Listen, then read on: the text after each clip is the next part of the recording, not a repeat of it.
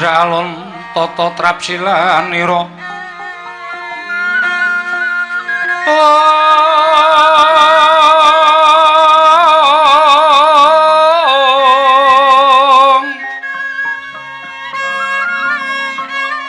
ngajomaken astanira kalih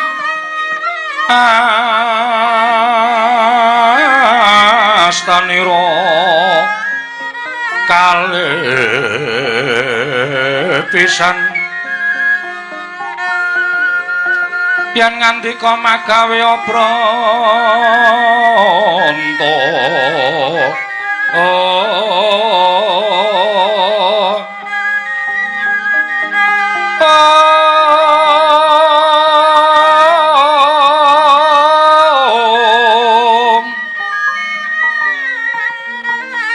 yen ngandika magawe pranta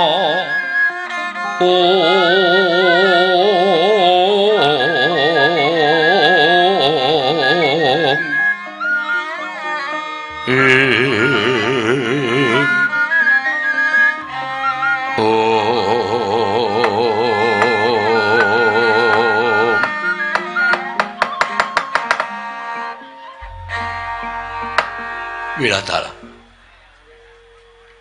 gawe kaget geder kang padha samyang gantung sebo ndak griyentana paramuka ngenekane garing Mandalaka jebul iki ora pangling iki rak pono kawinan anak-anakku Pandhawa Petruk Kanthong Bala ingkang sowan Petruk padha kanthi Harja Sapraptamu pono kawan Petruk nun inggih tansah pinanganing kawidadan nering sambi kala sowan kula tebih saking Rubida kepareng kula ngaturaken sembah sumengkeming pangabekti kula kunjuk sinuwun ya Petruk ndak tampa liwat pangestu ning sun tampanana kula pundi nggo jimat paripih ndayanana ing kasantosan ora kaya adat sabene lha kok dadi sowanmu nganti karo adimu Bagong lho napa nggih perasaan kula dhewe niku lha kuwi Bagong eneng mburimu wo kowe melu to Gong request e sapa request e para sing padha kepareng arep anu mresani iki wis SMS karo aku pokoke perdana setelah Ramadan Bagong kudu jedul aku ya maaf terkenal aku mbangane kowe. Gayamu lah. Ya ora apa-apa. Lah kok aku ora ngerti lemu menyang. Aku ngojek e. Oh. Ngojek to. Kleru dalane liwat kono jual kreteke pedhot. Oh. Dadak ngalang liwat desa-desa aku ya ora apa-apa. Mula kowe ora weruh aku. Bagong padha Harja Sapraptamu Bagong. Pangestunipun sinuwun Prabu. Sapa truk kuwi? Lho. Prabu Salya. Biasane ming nang Amarta apa nang Ngastina iki kok negara rada asing. Prabu Salyapati. Wis mati? Urung Prabu. Prabu Salyapati. Pangestunipun sinuwun Prabu Salyapati widada nering sambikala tansah pinanganing kawidadan kemareng kula ngaturaken sembah sumengkeming pangabekti kula kunjuk sinuwun. Ya Bagong tak tampa pangestuku tampanana. Kula pundi nggo jimat paripin dayanana ing kasantosan. Paring pangestu paduka mawangono kabagyaning gesang kula. Wih ladal. Bagong iki rupane kaya ngono kok tata kramane jangkep. Giri lusi. Apa kuwi? Jalma tan kena kinira. Wong ki aja sok nyawang karo blegere, kadang kala blegere bagus tata krama nol. Blegere elek kaya ngene tata krama malah jangkep. Mula wong ki ora iso dititik sarana wadak. Weh, lah ngono ya, Gong.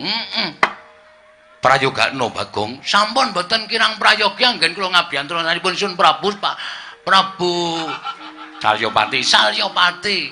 Sampun mboten kirang prayogi sinuwun. Petruk. Padha kanthi Harja Sapraptamu. Lho, sinuwun Ngastina? Ya, Petruk. Kok lenggah wonten mriki? Tinimbalan dening Kanca Rama Prabu ing Mandalaka. Kowe ladalah. Ha inggih, wilujeng sinuwun. Bekti kula kunjuk, ya tak tampa. Bagong padha Kandiraja sapraptamu. Lho. Sinuwun ngastina. Iya, Bagong. Aku lenggah teng mriki. Tinimbalan Kanjeng Rama Prabu Mandaraka. Nereng sambi kala sowan kula bekti kula kanja sinuwun. Ya tak tampa pangestu tampan ana. Kula pindhu. Ah. Pundi? Pundi? Enggo jimat paripe dayana ning kasantosan. Nek omong ngati-ati ndak kualik ora. Arang yo suwe ora mbagong e. Ramadan. Ha iya. Nutuk kowe, Gong. Piye to awake nganti kuru kaya ngene? Ya syukur alhamdulillah. Saya tuwa ki gedhe ngibadahe. Bener, kudu ngono. Awon ta iki parane arep nendi ta? Nek wah tuwa tebaske. Apa menungsa ditebaske? Ha iya. Menungsa ya mati nang kudu diokahi ibadahe. Ha iya. Syukur. Petro Pandha Kandiraja sapraptamu. Lho, isinuwun Mandura. Ya. Weh lah kok sajake putra mantu lempak teng mriki. Iya, Petro. Weh, syukur-syukur. Bekti kula kunjuk sinuwun. Ya, pangestuku tampan ana. Kula pun dinggo jimat. Bagong Pandha Kandiraja sapraptamu. Lho, sinuwun Mandura iki wis ket mau weruh kok dadak gaya. Kan ketok kaya pripun ngono lho, sampean iku ya. Wis salaman barang kok nggih. Lah iya kok dadak muni lho sinuwun Mandura sinuwun dengkulmu mlocot ora. Bekti kula konjo sinuwun. Ya tak tampa pangestuku tampan ana. Kula pun dinggo jimat gayan ana ing kasantosan. Petro Pandha Kandiraja sapraptamu. Lah ra tenan to. Putra mantu diklumpuki kabeh, Gong. Heeh. Sinuwun ngawangga suwarane. Kresna udu. Sinuwun ngawangga. Lungono to ora percaya. Kon ngendika meneh. Sinuwun ngawangga. Iya, Petro. Oh iya, Ding. Nek Sinuwun Darawati iki mesti nganggo iwang sukmana mangadirnu kowe. Heeh. Slamet tekamu, Petro. Nering sambikala bekti kula kunjuk. Iya, iya, pangestuku tampan ana, Petro. Lho nggih. Bagong Pandha Kandiraja. Nering sambikala sowan kula sinuwun ngawangga bekti kula kunjuk. Pangestuku tampan ana. Lho nggih, sanget anggen kawin dadosaken jimat paripe. Petro Pandha Kandiraja sapraptamu, Petro. Ndarawati Sengkuni. Iya, Petro. Bekti kula nggih, Ndarawati. Iya, iya. Pangestuku tampan ana. Nggih, Bagong padha slamet. Bagong padha slamet kowe, Gong. Bagong padha harja. Gong, kowe iki dibagekke rupatih kok. Derajat mungkin ming kawula bae rupatih ora semaur. Aku lagi sengit ya Sengkuni. Ah ngopo? Wis ta ora perkara ngopo ta ngopo ora aja takon ndak nganti kok esmosiku meledak. Aku pone karo Sengkuni lagi sengit aku. Oh iya. Lah witekno ngopo kok sengit karo aku? Apa aku salah karo kowe? Apa aku luput karo kowe? Pikiran dhewe. Aja takon aku. Aku mbagekke karo kowe iki isih ning wulan sing apik. Yen ana luputku njaluk ngapura. Padha-padha. Nek njuk dite. Oh, sengit kok gelem njaluk dhuwit. Aku ki mbok ya, Truk. Karo sing tak sengiti barang tegel njaluk aku. Ayo kuwi jenenge ngalup, ngawur jenenge. Heeh. Sing penting pendapatan. Petruk kantong bolong wonten dawuh sinuwun. Gawe kaget praptamu ning negara Pandharaka. Niki ana wigati apa, Petruk? Apa diutus dening anak-anakku Pandhawa? Apa pancen saka karepmu dhewe lho apa diutus dening bapakmu Semar? Lah niki ngeten. Kula sawetawis tak matur sanipun Sinuwun Prabu Salyapati sampun ngantos mangke klenta-klentu. Iya. Sowan kula menika mboten saking pikajengan kula piyambak menika mboten. Dipun utus Bapak Semar mboten. Dinutus para Pandhawa mboten. Mugi kawuningan sowan kula menika dipun utus dening ragiling Pandhawa inggih menika Raden Sedewa. Lho. Anakku Sedewa ngutus marang Petruk nggih. Wong kula ya ora kanyono-nyono. Wonten nawala tiba wonten ing Karang Tumaritis Sareng kula buka nawala menika tapastanipun Ndara Sedewa. Surasanipun Petruk katimbalan sowan wonten kasatriyan ngendi mau Gong? Modar kowe. Kena Bumira Tawu. Ah, Bumira Tawu. Supados sowan dhateng kasatriyan Bumira Tawu. Sareng kula sowan kula menika dipun dawuhi dening Ndara Sedewa, Petruk kowe tak kongkon. Gandenge aku krungu kabar yen to Kanjeng Prabu Salya ing Mandaraka nimbali kabeh para putra mantu. Mula kowe sowana mrana nanjihna apa to sababe putra mantu katimbalan kabeh kok aku ora katimbalan. Monggo aku ki dadi wong lula, Truk.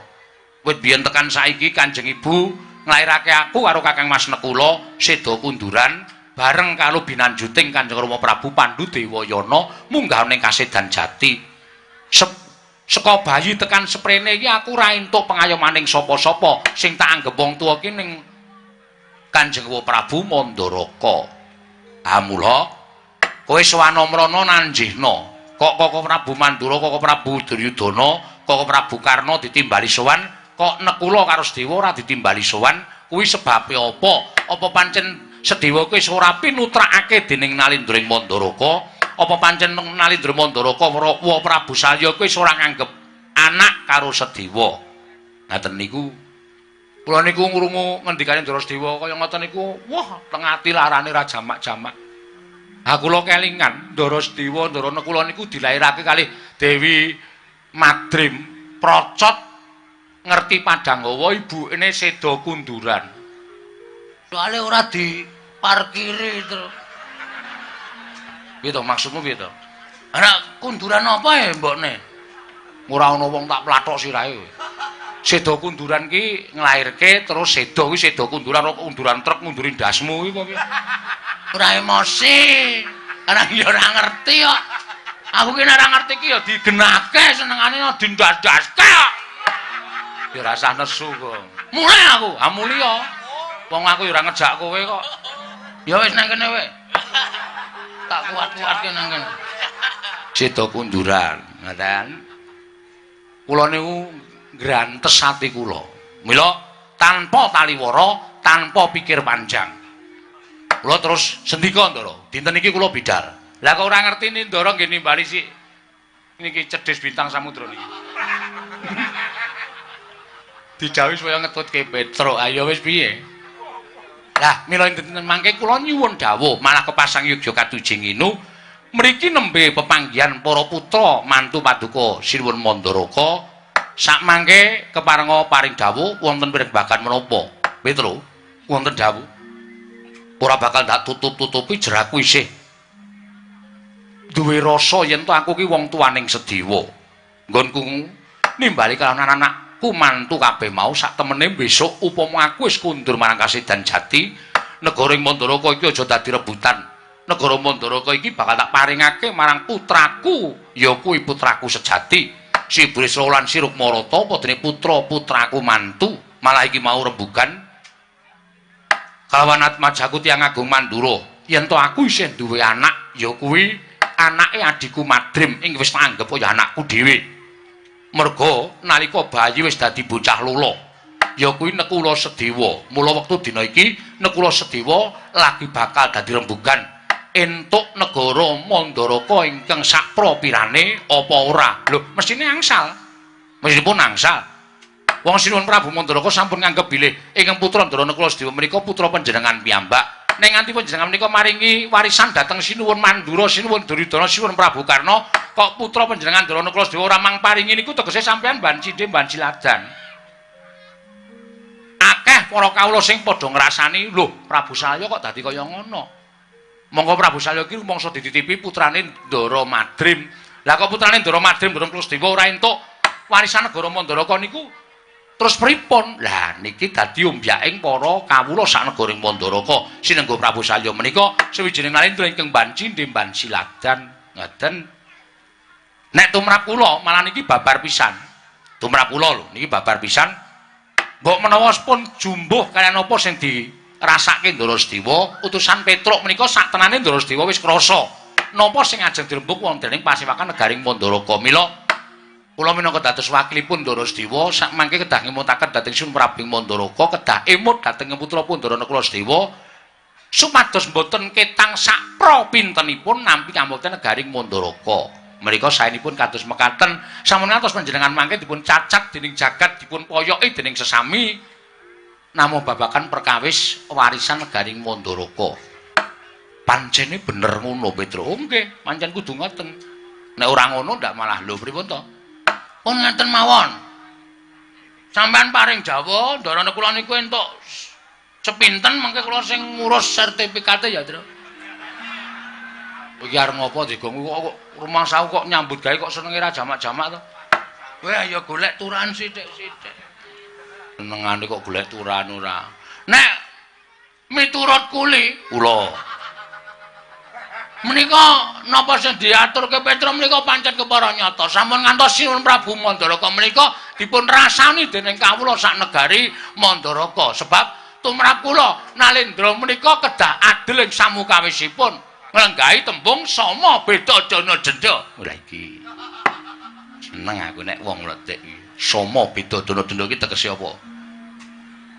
Sama beda dana lan jendha. Inggih menika mboten kenging mban cindemban ciladan. Najan wong liyan kebrayan. Najan menika wong liyan kebrayan ning labuh tumraping negara kedah dipun pidana sawrat-awratipun. Kuwalik kok, kuwalik. Wong liya labuh negara dinehi apa jenenge bebungah. Wong liya labuh negara dipun paringi bebungah ingkang sakmurat kena labuhanipun ewadene nadyan sanak kadang mitra kawruh kulawarga piyambak nek luput tumraping negara kudu dipidana kalian menapa ing sampun dados kalepatanipun. Menika tumindak ingkang adil semanten ugi anggenipun panjenengan badhe hambagi warisan tumraping negari Mandaraka. Anak-anak mantu entuk kabeh kok. Nuwun sewu putrane Ndara Madrim mboten pikantuk menika mangke sampeyan badhe dipun raosi masjid-masjid ngumumaken. Nek Prabu Salya ora adil. Nuwun kawigatosanipun. Prabu Salya mboten adil. Prabu Salya mboten adil. Iya. Nanging iki mau ana ingkang ora nayogyani Petro. Sinten? Lho, sinten? Anakku mantu ing Ngastina. Sajake ora lila yen to anakku Nekula Sedewa entuk saperangan kamukten negara ing Mandaraka Petro. Oh, ayo mesti ya, Kang. Ha mesti. Ha iki apa sing aja-ajaki menungso mburiku iki apa? Iki cangkeme eleke ra jamak-jamak lho, Tru. Wis tuwa ora golek dalan padang iki. Wis tuwa ora golek dalan padang iki. Tenan iki. Iblis iki, Tru. Lah kowe iki jane iki ngapa ta? Aku ki patih kok tok iblis-iblis ki. Kowe meneng kok sengkuni ora sampe melu-melu. Wek-wek modar kowe. Bagong gedhinge kepati-pati tenan bangun nek arep. Asli aku.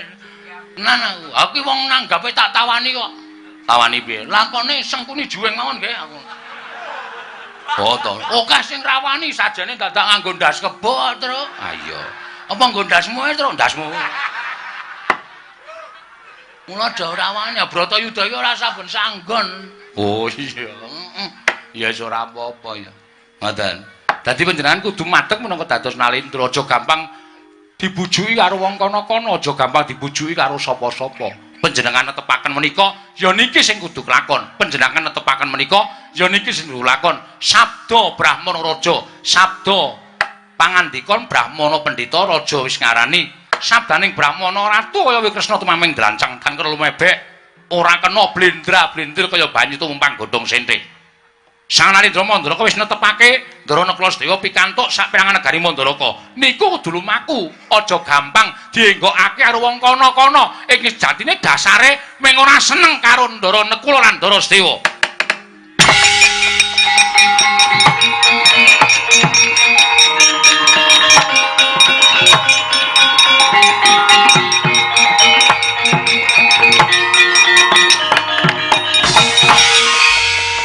Jagat Dewa Bathara ya jagat pangestungkul. Menungso ora tatanan.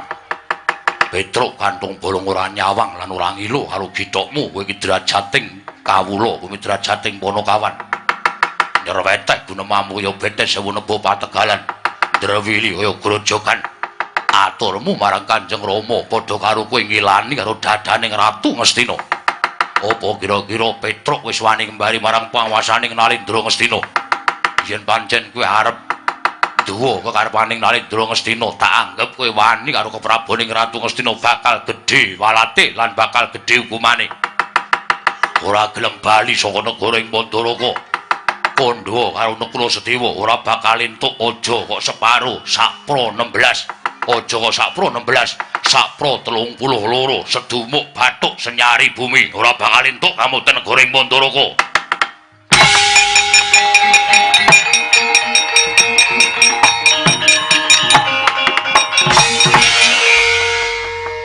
ana masalah Pak Tru ana wiwit mau ki ra rungokke apa genah wis gayeng kaya ngene kok ana masalah.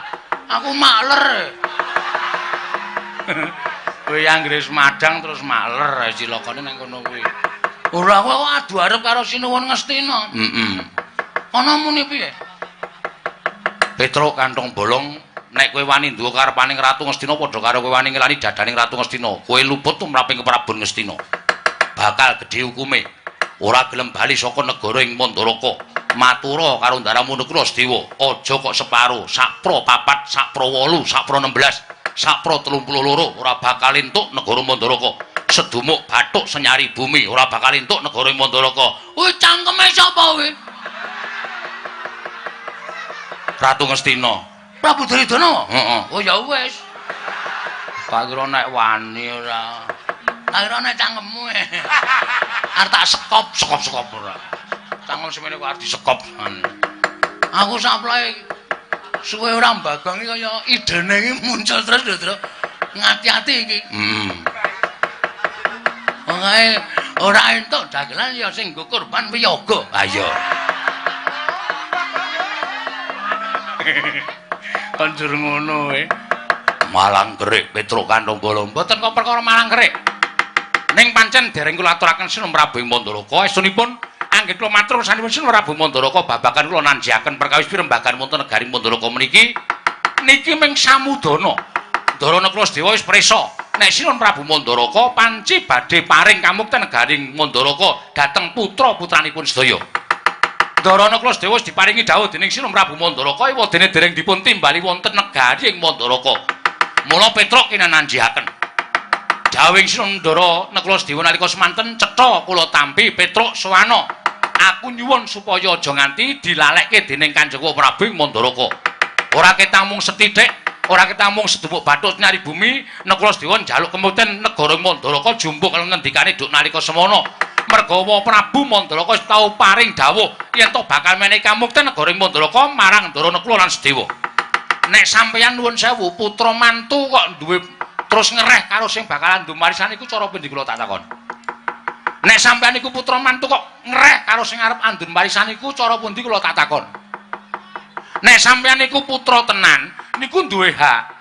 Ning gandeng sampeyan iku mung putra mantu, sampeyan nek ora ngepek Ndara Banawati ora bakal dadi putraning Sinuwun Prabu Mandharaka. Ngoten. Dadi napa sak dawuh perintahing Sinuwun Prabu Mandharaka niku panjenengan kudu mastuti dawuhipun Sinuwun Prabu Mandharaka. Merga niku wong tuwa sampeyan. Ora kok sampeyan ngereh marang Sinuwun Prabu Mandharaka menika nuwun sewu menika kleru pranata utawa tata cara ngundi mawon boten ngaten menika. Aja ngegoke dhewe sampeyan Nalendra Gogwinatara. Aja ngegoke sampeyan niku ratu mblegedhu brewu lho. Terus sapa-sapa tok salahke, sapa-sapa tok klerokke.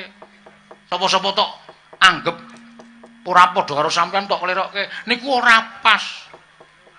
Ha ta, Gang? Aku lagi ngematke sing ngandum dos e. Oh. Kono minggat kono. Iki wayangan apik-apik kok kowe iki ning kraton kok ngematke wong dum dus-dusan. Aku diliwati ae. Aku iki mbabong karo ngemplok. Ayo golek kesempatan. Golek kesempatan ora. Niku cara pundi kula tak takon. Nek kaya ngoten niku Petruk ora trima, nek kaya ngoten niku jenengan sampeyan niku terus ngendak dhateng jiwaning Petruk. Rasah kuman cangkem. Kowe manut karo Duryudana apa ora? Nek kula manut, Slamet uripmu. Yen kula mboten manut Duryudana sowan ning Mandaraka nggawa Kurawa segelar sepapan. Yen ora manut karo Duryudana, apa kelakon batange Petruk direncak dening para sata Kurawa. Weh, adalah sampean kok nantang karo Petruk perang karo Kurawa niku mboten wing sepisan iki. Petruk perang karo Kurawa niku wis bola-bali. Enteng pundi papan wong neter kadeteyan. Nek ora entuk keterangan Sun Prabu Mandaraka, taunana Windanana. Ndarana Klasdewa nek dawuh kali kula aja bali nek ora entuk keterangan ing Sun Prabu Mandaraka Petruk.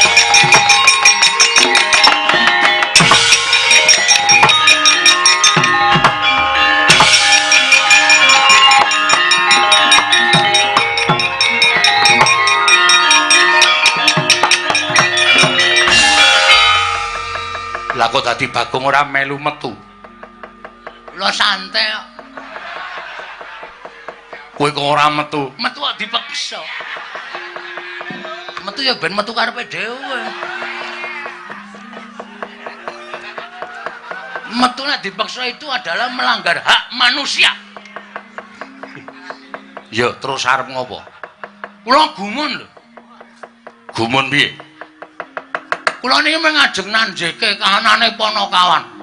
Nggih to? Panakawan niku dijawuhi mriko, ya mriko, jawuhi mriki, ya mriki. Monggo janjane Panakawan nek dijawuhi niku ora kok ming totoh bondo, ning totoh nyawa, netepi ngrungkepi kewajibane minangka dadi Panakawan. Kaya sagedhagan iki. Kula mbiyen meh mawon mati. Merga mungsuh anak-anak Pandhawa. Dek kapan? Dek lakon Semar Bangun Kayangan. Niku ya ora ana sing belani Bagong. Nggih to? Ora. Kula tau meh mati mungsuh Prabu Kresna. Jaman lakon apa? Jaman lakon Semar Bangun Kayangan. Lho, Semar Bangun Kayangan iki ana pira? Werna-werna nek kula. Dadi sampeyan ampun kaget. Kula ya ora ana sing belani. Saniki Petruk niku le momong sapa-sapa sirah dienggo sikil dienggo bokong. Blas ora ngarepake apa-apa. Ora ngarepake sesule apa-apa. Petruk ya ora tau njaluk undakan bayar. Petruk niku nampa. Apa anane? Petruk niku abdi sing nyenengake. Ora do njaluk undakan bayar. Meng cangkemen gedumel. Niku biasa nek Petruk niku. Mboten sah dirungokke ora masalah. Dianggep Petruk ora krungu. Ngoten. Petruk momong sampean ya tahu. Bapak sampean Prabu Mandrapati ya tahu dimong. Nggih ta? Lho, kowe malah ngerti ro bapakku. Lho, Bagong ki umure berabad-abad e. Sal, lho. Anu sinuwun. Waduh kleru nang angkringan aku. Nek jagongan kaya santai kae, iki rasane kaya ning angkringan. Karo ratu sak penake dhewe. Sing muni Bagong dadi sing gedhe Palimarmaning Sun. Ngoten nggih. Iya. Sampeyan tau dimong, Prabu Mandrapati bapak sampeyan tau dimong. Eyang sampeyan Prabu Mandrawanara tau dimong. Apa eyangku jenenge Mandrawanara? Apa itu? Dudu. Dudu ya wis. Aku ya meh ngawur kok. Lah sapa tenane? Ambo aku ora ngerti. Lu maca buku ya. Mandrawanara ki tembang kok. Wah iya Deng lah. Lah jigel. Ngawur aku ki suwe-suwe. Tau dimong. Niki apa? Prabu Baladewa apa? Tau ngrasake dimong karo Petruk. Jaman urip teng Widara Kandang. Digoleki Kangsa, nggih mboten? Yo. Sampeyan jaman kono nek ketemu Kangsa wis ora urip tekan saiki. Ha to? Yo. Mergo sampeyan wedi karo Kangsa. Ora perkara wedi. Ah iya wedi wae. Nek ora wedi mesti ora gelem disingetke ning Widara Kandang. Sampeyan dadi wong tani, pendake sok mikul garu luku. Gawa kebo ngluku teng sawah, sing ewangi ya Petruk, sing ngajari ya Petruk. Sampeyan iso tandur, iso ngerti ngelmu bab pertanian. Sing ngajari ya Petruk. Iya ora? Yo. Matine Kangsa Petruk ya melu berperan. Ya aku kelingan. Nggih. Sampeyan ora direwangi Petruk, ora bakal sampeyan iso kaya ngene. Prabu Kresna nika ya dewang karo Petruk. Adimu Ndara Brata Simping Bratajaya. Bratajaya. Niku nek ora diwangi Petruk ora rabi karo Sarmadi. Anu ki lho, sapa Janaka ki Permadi. Ha, Permadi. Ayo piye? Kabeh ki labuhane Petruk. Dadi aja sampe nae dhewe. Lah saiki aku tak takon karo kowe. Lah kok dadi Petruk arep diajar Duryudana, arep dikrubut Kurawa, kok sampean tanpa duwe perasaan belani karo Petruk. Terus perasaan sampean sebagai manusia lumrah itu di mana? Nanti kula takon. Perasaan sampean Petruk ngomong sampean ora njaluk apa-apa. Petruk saniki cilaka kaya ngono. Kok sampean meneng wae niku? Sampean niku menungso duwe perasaan apa ora kula takon?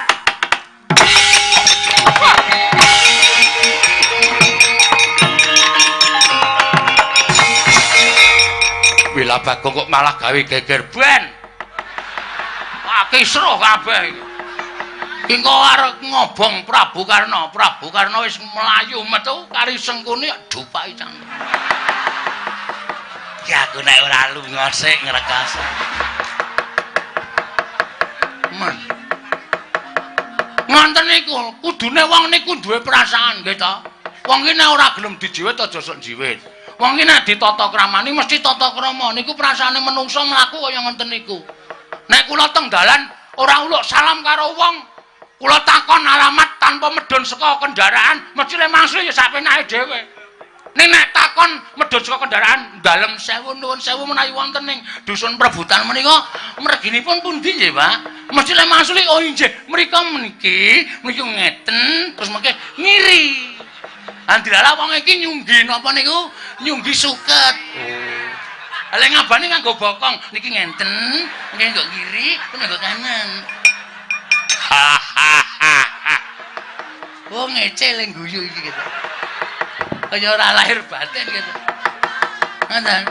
Nggih ta? Iya bener. Aru mangsa kula kok wong do dilabuhi kok ora krasa. Kula ya gumun lho, teng mriki enten. Teng mriki ana piyayine. Nek ya meger-meger tanpa mobah, tanpa mosek. Kula gumun, Nalendra Gong Binatara kok blas ora duwe perasaan. Niki enten lho sing tunggal mbok karo Pandhawa. Tunggal mbok. Meng sayange dheke dok nalika lahir niku dibuang teng Kali Oya. Ganggo.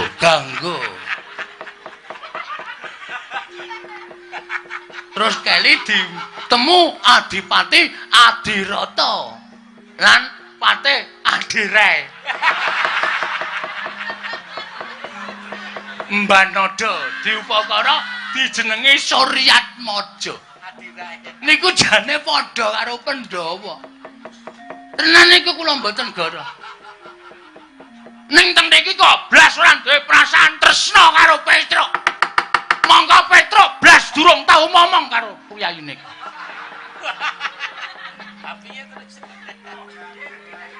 Terus duh wis kleru lah ku omong. Ku omong wis kuwalik dhisik. Ha piye nek omongan kuwalik ra iso dikapak-kapake. Nek wong kuwalik ora masalah. Iki kuwalik ben. Mesti nekat wae. Ngonten mawon nggih sinuwun. Kula nyuwun pamit medal Jawi. Oh sik, critamu terusno sik empun tek. Empun telas. Pun mboten nonton pikiran ajeng crita napa-napa. Ora, kudu tok terus sik, ora tok terus tak pateni nang kene iki. Piye ta iki? Ameng Bagong arep dipateni iki njur ana wawan apa nek Bagong dipateni ya ora ana dipateni. Kula tambelani kalih Petruk. Petruk nek mboten kula belani dikroyok Kurawa. 100 cacahe Petruk mengijen mokal kelakone ana wong siji kok iso menang karo wong 100. Kula nyuwun pamit tambahe pangestu. Sing ati-ati aja ya bocah cilik Bagong. Ning aja gawe geger kanan Mandalaka. None nggih, ngestaken Jawi. Nyuwun pamit sinuwun. Iya, sing ati-ati. Kula tak medal Jawi. Nek mboten medal Jawi cilaka tanggung jawabnya gede sini. Asli niku. Kuwi karepe piye? Panjenengan mboten paham? Ora, ya wis ora digagas. Lah malah ngrekoso. Nyuwun pamit sinuwun. Ya sing ati-ati aja kaya bocah ngono niki. Kula tangi-wangi Petro, mokal kelakone ana wong siji rumput wong 100 iso menang wong siji. Petro mesti mati, nek Petro mati kula kelangan. Iya, metu njaba. Ngono niki. Nyuwun pamit sinuwun. Sing ati-ati aja kaya bocah cilik. Niki nek kula mboten ninggal medal Jawi. Niki mboten ajeng kelakon. Rama Prabu, piye Karno? Kagungan arta sedasa.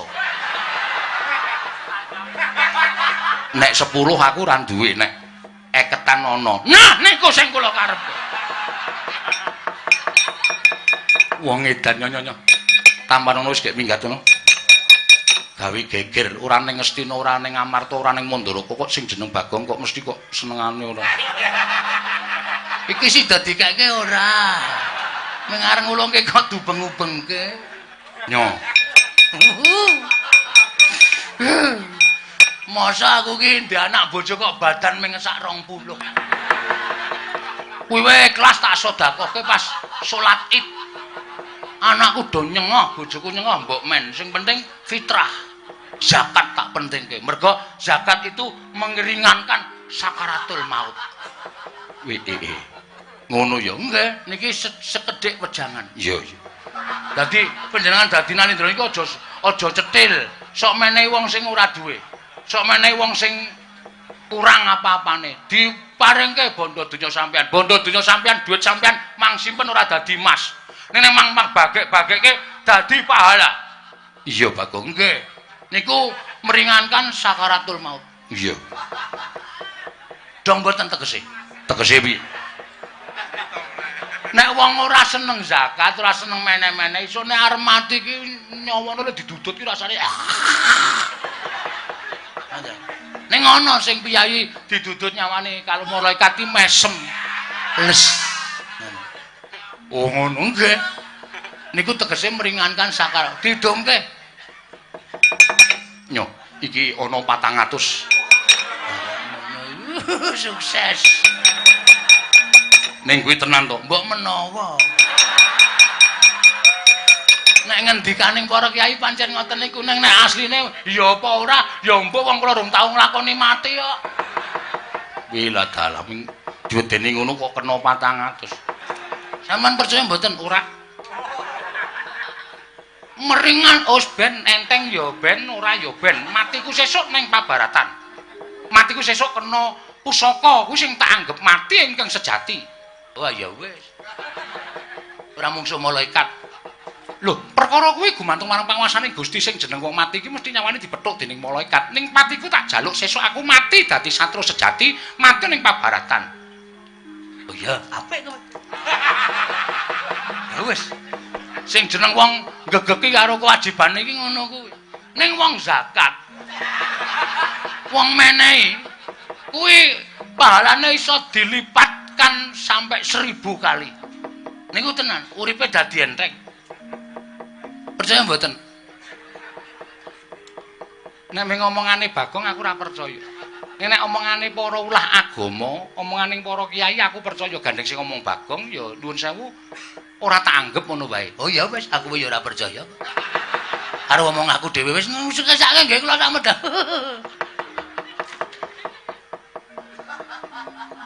Kaenggo ora bali meneh. Rekku tiba. Arep nyumet rokok kok gagah-gagah kok ora ono rek. Karno, wonten maring adhahu. Perkara iki kriwikan dadi grojokan geguyon dadi tangisan. Namung paduka Rama Prabing Mandara iki saged kedugi lan sak mangke saged menggak dateng geger wonten Madyaning Garing Mandaraka. Ya. Bocah tumenggungan tak jaluk suwane Majaku Rumarata nuli ngestaken dawuh Kanjeng Sinuwun.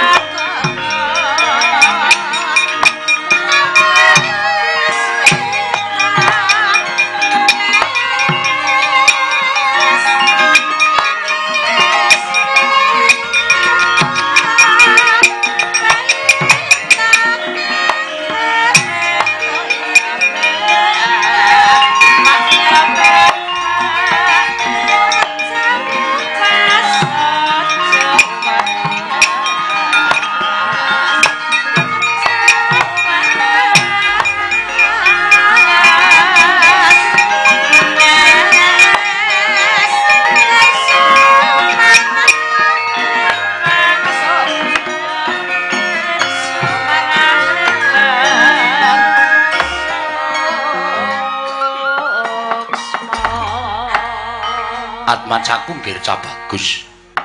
Kaget.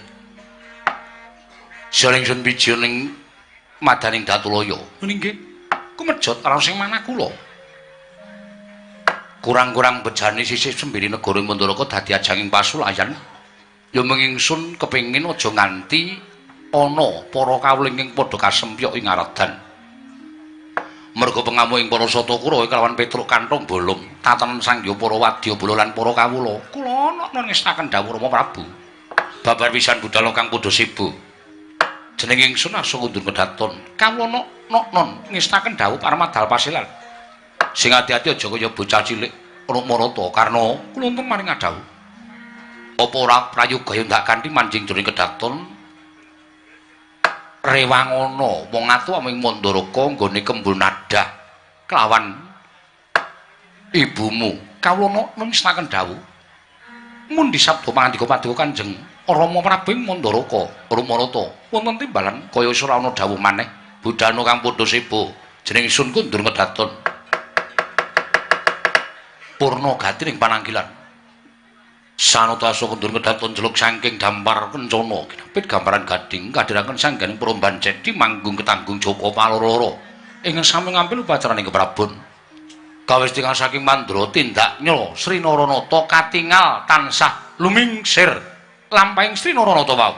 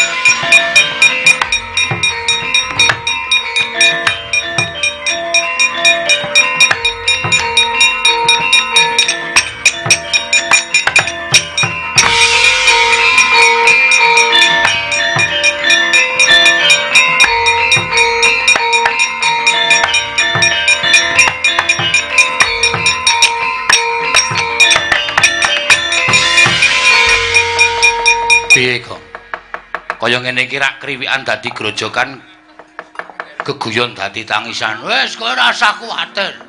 Nek ora saka aku inisiatifku kowe modar kroyok Kurawa terus. Ora kok kowe iso muni inisiatif iki janjane kowe duwe ego apa, duwe pertikel apa? Kowe mungkur mau? Heeh. Aku obong-obong. Obong-obong sapa? Lho, obong-obong ki tegese aku gawe perkara. Perkarane aku ngetokke labuhane Panakawan jaman semono. Aku terus muni-muni. Petro ki momong sapa-sapa ora tau duwe pamrih apa-apa. Panakawan ki momong sapa wae ora duwe pamrih apa-apa. Nek upama do kelingan lho, Ratu Mandura Prabu Baladewa wae tau entuk sarta tau ngrasake dimong karo Petro. Aku dadi tanpa ana rasa timbal balik. Petro diajar Kurawa, arep dikroyok Kurawa, kok Ratu Mandura sing saiki wis dadi Nalendra mbiyen tau dimong Petro, kok meneng wae. Terus Prabu Baladewa klepat metu saka pasewakan. Metu ki mulih apa rene? Ambo. Lho, lah kowe iki ngomongke iki gedhekke atiku apa? Janjane piye to? Aku ya sebenarnya rong weruh. Ha ketoke piye? Ketoke arep mbelani kowe, ketoke lho. Nia kejaba saka kiyu kuwi. Kejaba saka kuwi truk apike kowe tata-tata wae. Kira-kira kowe nek dikeroyok Kurawa, kira-kira kowe wani ora? Wani. Nek kowe wani, maju se, ora ketang pisan pindho nganggo perang. Mosok wayang kok ora nganggo perang? Oh iya ya. Engko nek kowe kalah ketemper yudane, kowe kalah mungsuh Kurawa, kowe omong aku tak wadulane Prabu Baladewa. Arep tak obong atine, tak obong atine. Men ngewangi kowe. Engko nek kowe diwangi Prabu Baladewa wis nesu karo para Kurawa, Kurawa gajuli kabeh, kowe menang, kowe gleleng. Oh iya, oke. Nek ngono aku tak maju sik. Nek aku kalah karo Kurawa, kowe nglaporke Prabu Baladewa. Siap. Nek kowe ora minggat lho. Ora. Kowe gawe odo-odo ngene iki sok minggat sik. Engko aku wis diajar Kurawa, kowe ra ana. Ora, ya nembeng iki aku yakin ana. Oh iya. Tenan ya. Tak maju, Kurawa wis dampyak. Sinuwun Prabu Duryudana wis ngetapke sangganing para sata Kurawa. Apa dikira Petruk wedi karo Kurawa? Tenang, Gong, tandangane.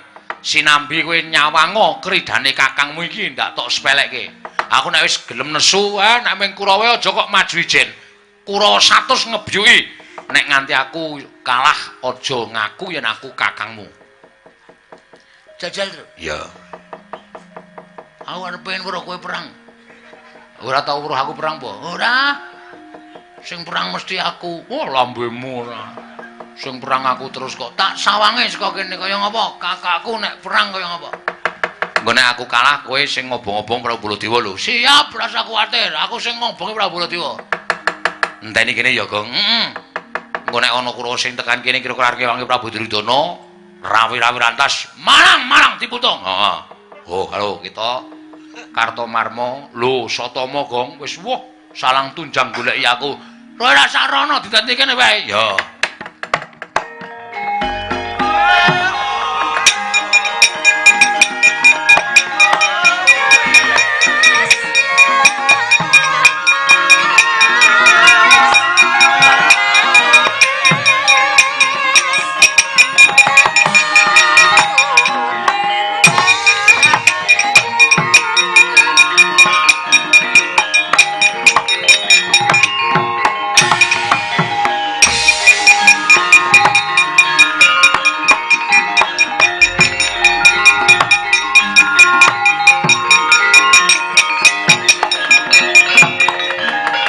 Tinututi lamun katututan lamun mangsa prawira digdaya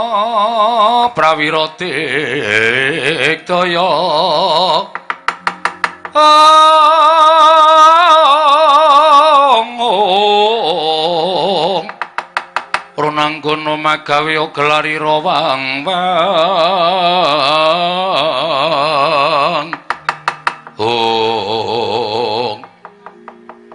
Gong Patih Sengguni Arwa Satama. Ora usah kuwatir, kowe ngadaro sing mburi engko sing arep tak polone, Tru.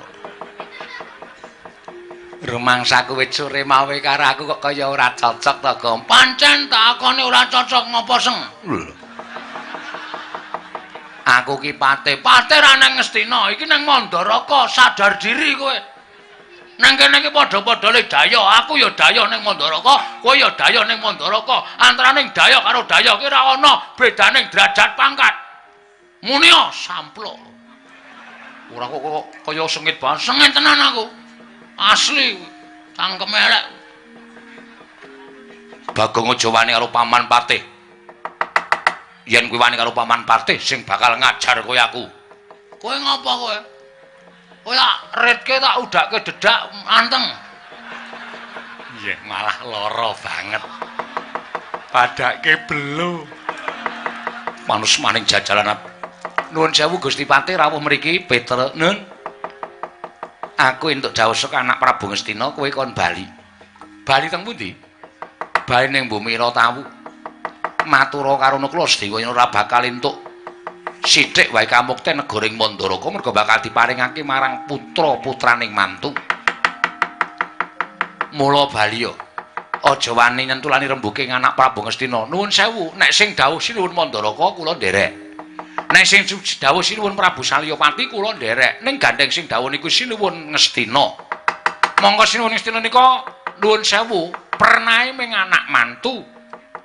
Janjane upama ditaker, upama ditimbang niku padha karo statuse Ndara Nuklasdewa. Lho, Ndara Nuklasdewa niku anake adine Prabu Salya.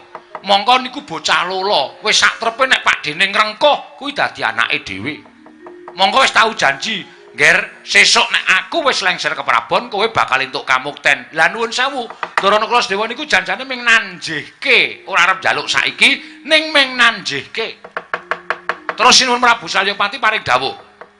Ana sing ora sarujuk, ana sing ora cocok, malah sinuwun Ngastina paring dawuh dhewe.